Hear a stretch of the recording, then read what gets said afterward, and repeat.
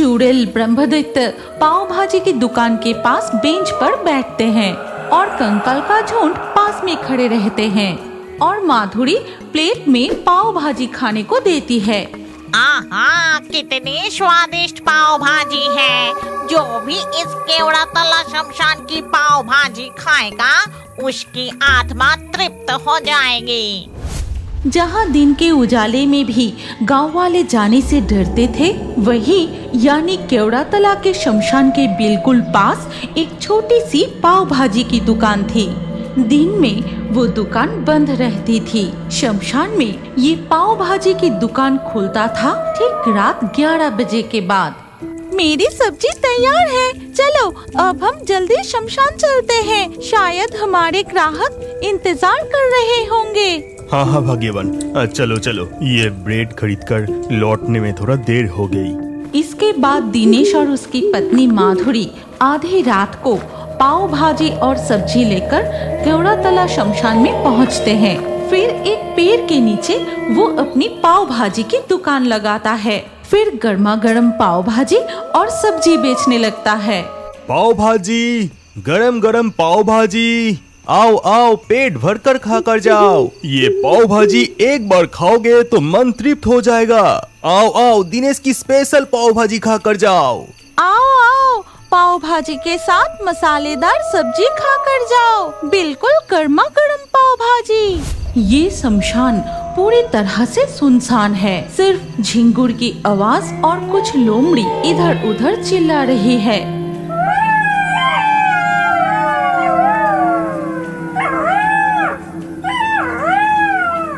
ठीक तभी शमशान के पास वाले रास्ते से साइकिल चलाकर घर लौट रहा था दिनेश के एक पड़ोसी।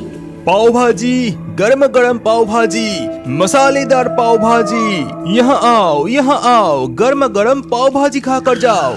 अरे इतनी रात को शमशान तो पूरी तरह खाली है, लेकिन दिनेश इतनी जोर जोर से किसे पुकार रहा है? कौन पाव भाजी खाएगा? तभी वहाँ एक डरावनी घटना घटती है। दिनेश की दुकान के सामने एक एक करके प्रकट होते हैं चुड़ैल ब्रह्मदत्त और कंकालों का झुंड। कितनी स्वादिष्ट पाव भाजी की खुशबू है। दिनेश की दुकान की गर्मा गर्म पाव भाजी और सब्जी खाने के लिए मैं पूरा दिन इंतजार करती हूँ। दिनेश, जल्दी से मुझे पाव भाजी दे, मुझे बहुत जोर से भूख लगा है।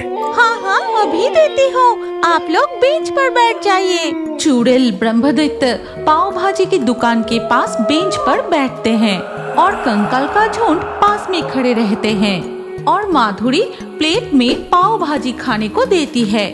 आहा, कितनी स्वादिष्ट पाव भाजी है। जो भी इस केवड़ा तला शमशान की पाव भाजी खाएगा उसकी आत्मा तृप्त हो जाएगी। चुड़ैल मजे से पाव भाजी खाने लगती है और तभी ब्रह्मदत्त कहता है, दिनेश, क्या तुझे पता नहीं, मैं इस सब्जी के साथ ज्यादा ब्रेड खाता हूँ।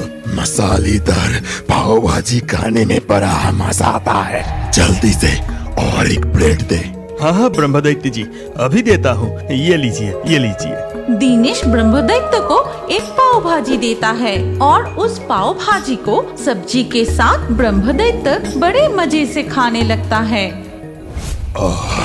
शांति, ये स्वादिष्ट पाव भाजी खाकर मेरा मन एकदम तृप्त हो गया।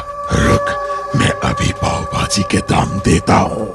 ये कहकर ब्रह्मदत्त अपने कमर से एक प्राचीन सोने का सिक्का निकालकर दिनेश के हाथ में देता है और ये सब कुछ छिप कर देख रहा था वो साइकिल वाला आदमी। अरे बाप रे बाप, कितनी डरावनी दृश्य है। इसका मतलब इस शमशान की भूत ही पाव भाजी खाने आते हैं। ऊपर से सोने की सिक्का भी दिया। मैं जल्दी से घर जाकर ये बात पत्नी को बताता हूँ।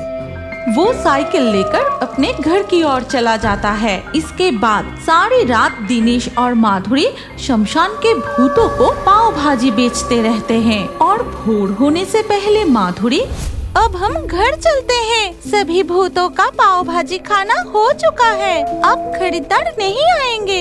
अरे कुछ ब्रेड और कुछ सब्जी बची थी, अगर ये भी बिक जाता तो बड़ा अच्छा होता। जो भी हो, चलो अब हम घर चलते हैं।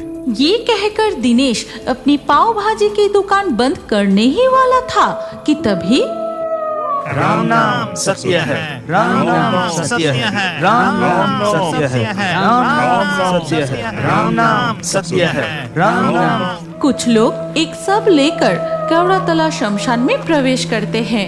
अरे वो देखो, कुछ लोग शमशान में सब लेकर आए हैं। थोड़ी रुक जाते हैं, बाकी पाव भाजी भी बिक जाएगी। जैसे ही सबको नीचे रखती है, अचानक तेज तूफान शुरू होता है। अरे अरे, कितनी तेज तूफान शुरू हो गई। चलो आसपास कहीं जाकर शरण लेते हैं। वो देखो, उस तरफ एक दुकान है, चलो चलो हम वहाँ जाते हैं। ठीक तभी आसमान में बिजली कड़कती है और मूसलाधार बारिश शुरू हो जाती है। कितनी जोर से बारिश शुरू हो गई।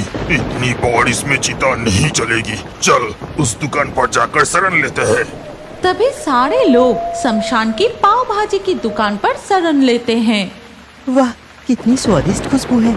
इस खुशबू से मुझे बहुत जोर से भूख लग गई। ओ पाव भाजी वाला, हम सबके लिए पाव भाजी लगा दो। हाँ हाँ, देता हूँ, अभी देता हूँ। दिनेश सब्जी के ऊपर से ढक्कन हटाते ही सब्जी और पाव भाजी की खुशबू सबकी नाक तक पहुंच जाती है और उसी पल उसके अंदर से भूत निकल आता है। इतनी स्वादिष्ट खाने की खुशबू, वो रहा, उस तरफ से ये खुशबू आ रहा है। मैं जाता हूँ, इस खुशबू से मुझे बहुत जोर से भूख लग गई। मूसलाधार बारिश में ही वो भूत दिनेश की पाव भाजी की दुकान के सामने आता है। फिर वो कहता है, तुम पाव भाजी बेच रहे हो? मुझे एक प्लेट दो, बहुत जोर से भूख लगी है। हाँ हाँ देती हूँ, मैं अभी देती हूँ। फिर माधुरी उस भूत को पत्ते की प्लेट में पाव भाजी खाने को देती है और वो भूत मन भर कर पाव भाजी खाने लगता है। और ये देख वो सभी लोग, अरे बाप रे बाप, ये तो भूत है। भूत पाव भाजी खा रहा है, हे भगवान।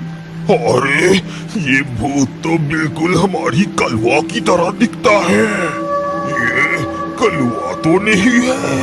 अच्छा, तुम लोग मुझे बारिश में अकेला छोड़कर यहाँ मजे से पाव भाजी खा रहे हो। तुम लोगों को हिम्मत कैसे हुई? भूत को बहुत गुस्से में देखकर माधुरी कहती है, गुस्सा मत कीजिए, हमारी पाव भाजी की दुकान सबके लिए है। भूत हमारी पाव भाजी मजे से खाते हैं और उनकी आत्मा को मुक्ति मिलती है और शमशान में आने वाले इंसान भी हमारी पाव भाजी खाते हैं।